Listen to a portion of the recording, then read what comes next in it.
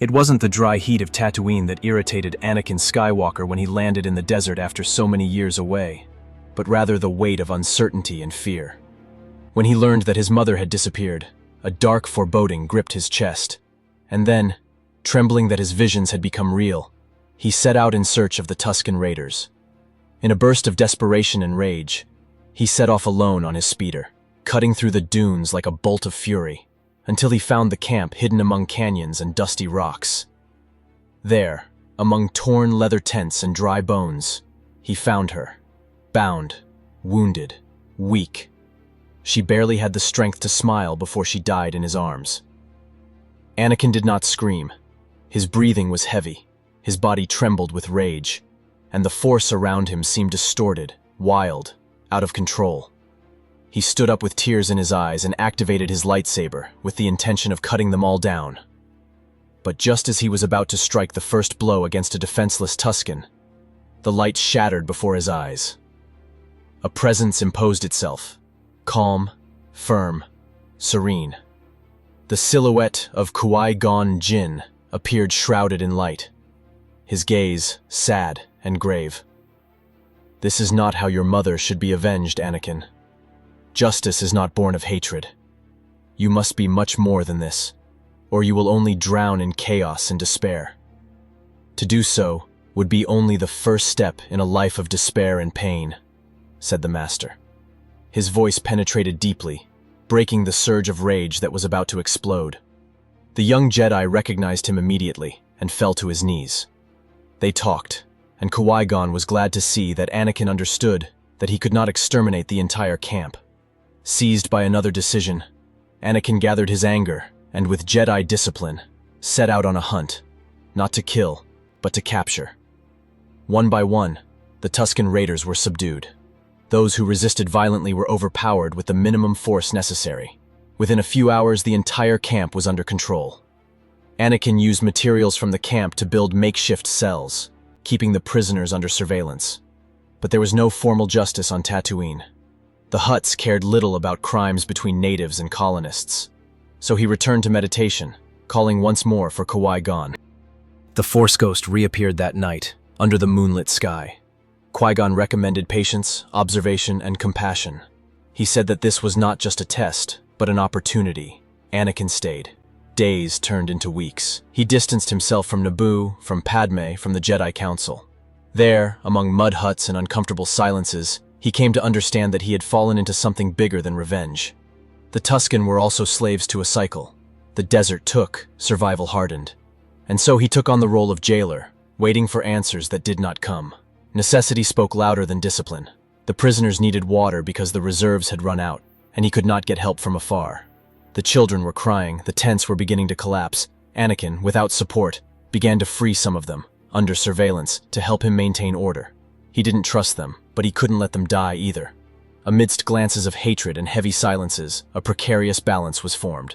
The most dangerous remained locked up, but some of the younger ones began to talk to him. Anakin heard stories, traditions, ancient rituals. He learned gestures and signs. The language barrier was overcome with patience. He was in a strange place, not just physically, but spiritually. One day, a Tusken child offered him water without him asking.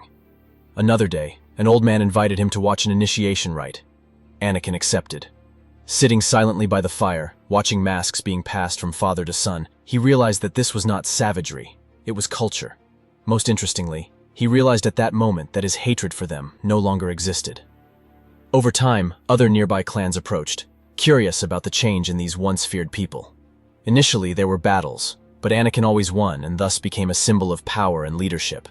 He began to propose alliances, demanding only one condition: an end to kidnappings, to the cycle of war against outsiders, and the search for an ideal that could diminish the evil in this world. One by one, the leaders accepted. The prisoners were released under the promise of change. But change awakens resistance. The cruelest among the Tusken, a warrior named Brak, did not accept it. He called Anakin a liar and an invader. In front of everyone, he challenged him to a fight. Anakin accepted without a lightsaber. They fought under the scorching sun, amid screams and drums, and Anakin used only the force in his hands. He dodged, knocked him down, subdued him. Brak fell, humiliated but alive. Anakin extended his hand. The gesture was accepted. That night, there was no celebration, but there was respectful silence. For the first time, the desert people bowed to someone from outside, not out of fear, but by choice. That was when Obi-Wan arrived. The Jedi Master appeared with his usual serious and disappointed expression. He found Anakin sitting next to Tusken elders, discussing a root harvest calendar. Obi-Wan could hardly believe his eyes. He pulled Anakin aside and said sternly, "You disappear for months, abandon your duties, your training, and then you show up here, living with marauders?" Anakin did not react angrily. He simply replied calmly, "It was Qui-Gon's advice. He appeared to me, Obi-Wan. He showed me another way. I wanted to kill them all for what they did to my mother, but I didn't destroy them. I began to embrace these people. I changed them." The dialogue between them continued into the night. Obi-Wan was restless. "This is not what the Order expected of you," Anakin retorted. "And what did the Order expect, Master? That I be an obedient weapon? That I kill and then meditate on balance?" Obi-Wan sighed. "You're going too far." But Anakin looked up. "Maybe we're all wrong. Qui-Gon believed that the Force was alive, constantly changing. What if this was the change he foresaw?" Silence fell between them. Obi-Wan didn't approve, but he was beginning to understand. The next morning, Obi-Wan walked with Anakin to the makeshift boarding point. With a holographic map in his hands, he pointed and showed images of Camino to Geonosis. "We've discovered something strange about the Separatists. An army, clones created in secret, strange connections to former Jedi Masters. I'm going to investigate. The Council doesn't know everything, but it seems that someone important is behind this." Anakin listened attentively. "Do you need help?" Obi-Wan hesitated. "Not yet, but keep your eyes open. If I don't return, the Council needs to know." And so, the two masters said goodbye. As he left, Anakin looked back at the dunes. The old cages were empty. Children played with small wooden replicas of lightsabers. He was no longer just a Jedi. He was something between two natures. Warrior and leader, destroyer and savior. When Obi-Wan disappeared over the horizon in his ship, Anakin stood there, feeling the heat on his face and the Force stirring. Months passed, and the sands of Tatooine no longer told the story of blood and rage of the Tusken Raiders. Under the leadership of Anakin Skywalker, once rival tribes found unity. It wasn't easy. With each new clan that approached, there was mistrust, tests of strength, attempts at betrayal. But Anakin, with patience and authority, won them over by example. He did not impose himself as a conqueror, but as someone willing to understand, dialogue, and offer a new path.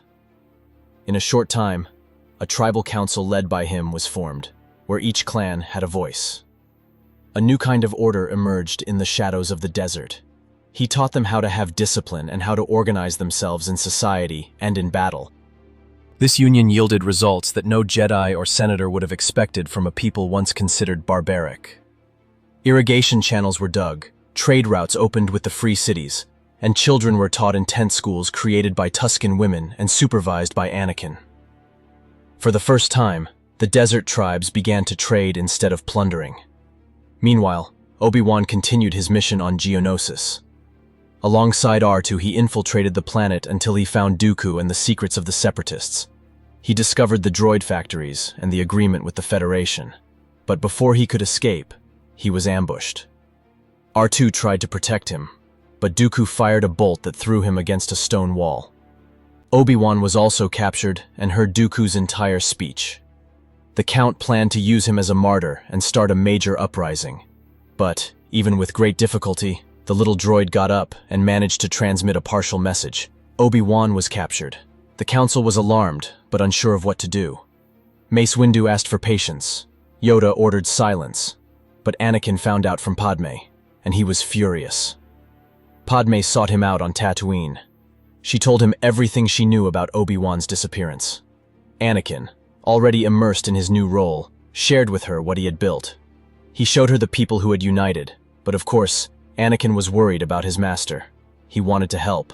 Padme returned to Coruscant and saw that the Senate was about to approve the use of clones to fight the Separatists. War was knocking at the door, and Palpatine was about to win it with his proposal. In the Galactic Senate, The atmosphere was tense. Palpatine stood up with his usual calm and theatrical voice. "Senators, the threat is real. Our most trusted Jedi is missing. The Separatists are arming themselves. The Republic must respond. Help me approve the creation of this clone army and use them for the common good. Only with your approval will the galaxy have peace and harmony." Several senators applauded. Others hesitated. That's when Padme stood up. What if there were another solution? Silence fell immediately. Palpatine stared at her. "Senator Amidala, please share this miraculous proposal that would dispense with an army already at the ready." She took a deep breath. "It's not an army." She paused. "It's a new possibility." We cut to Geonosis, where war was raging. Obi-Wan remained chained in an arena, surrounded by monsters and crowds. Dooku appeared as the speaker, presenting his power to the audience, and the beasts prepared to execute the Jedi. But then, the ground shook. The sky darkened with dust raised by the approaching troops. And when everyone expected the clones, what appeared were thousands of Tusken raiders and other tribes of desert warriors. Riding creatures, wielding spears, rifles, and adapted weapons, all led by Anakin. The Jedi himself, covered in ochre cloaks and with eyes glowing with determination. The clash was immediate. Dooku frowned in disbelief. "Skywalker," he hissed. Anakin did not respond. He just advanced. Within minutes, the Tuskens cut through the ranks of droids with coordinated ferocity. They used simple but lethal formations. They fought fiercely, protecting each other like brothers. It was a fight for dignity. Anakin infiltrated the flanks, cutting cables and climbing structures until he reached Obi-Wan. He jumped on the guards, who barely understood what had hit them. He freed his master seconds before one of the giant creatures crushed him. Dooku tried to escape, but was surrounded. Anakin and Obi-Wan went after him, but they were not alone. 6 Tuskens escorted their every move. Obi-Wan raised his lightsaber alongside his former Padawan. The Count fired bolts, but Anakin absorbed them with the Force. The fight began. Obi-Wan attacked high. Dooku parried and retreated. Anakin dove under, cutting the ground beneath his enemy's feet with the intention of severing his legs, but Dooku blocked. Then a Tusken threw a sonic weapon that disoriented Dooku. Obi-Wan spun and cut off the Count's arm, and finally Anakin grabbed the villain with the Force before he could aim his blaster at anyone else, and knocked him down. He was finished.